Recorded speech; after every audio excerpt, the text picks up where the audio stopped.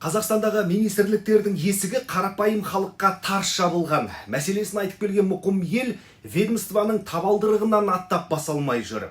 Ринат Зайытов бүгін бас прокуратураға осындай үндеу жасады. Депутаттың айтуынша, күрмеуі қиын проблеманың шешімін халық қайдан табарын білмей сабылып жүр.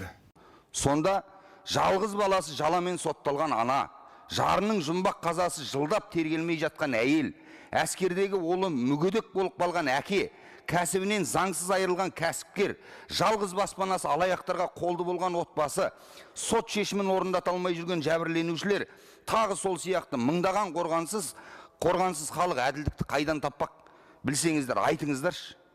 Ашуға булыққан мәжілісмен байды құдай ұрарда байлығына мас болар, биді құдай ұрарда бұғараға қас қылар деп шенділерді халықтан қашпауға шақырды. Артынша халықпен тілдеспейтін, сөйлеспейтін, байланыс орната алмайтындарды жазаға тартуды сұрады ақын депутат.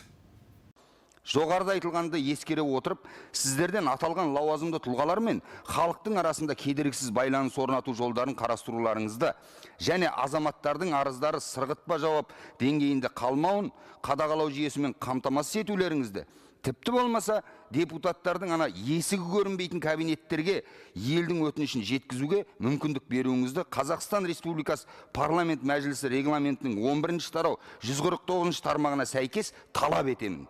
Сонымен халықпен тілдеспей жүрген шендігім, қайсы сол Ринат Зайытовтың ашуын келтірген? Мәжілісмен депутаттық сауалында нақты кімді жазаға тарту керектігін айтпады. Дегенмен мәжілістің регламентін алға тартып, бас прокуратураға талап қойды Зайытов. Арғы жағын өмір көрсетеді.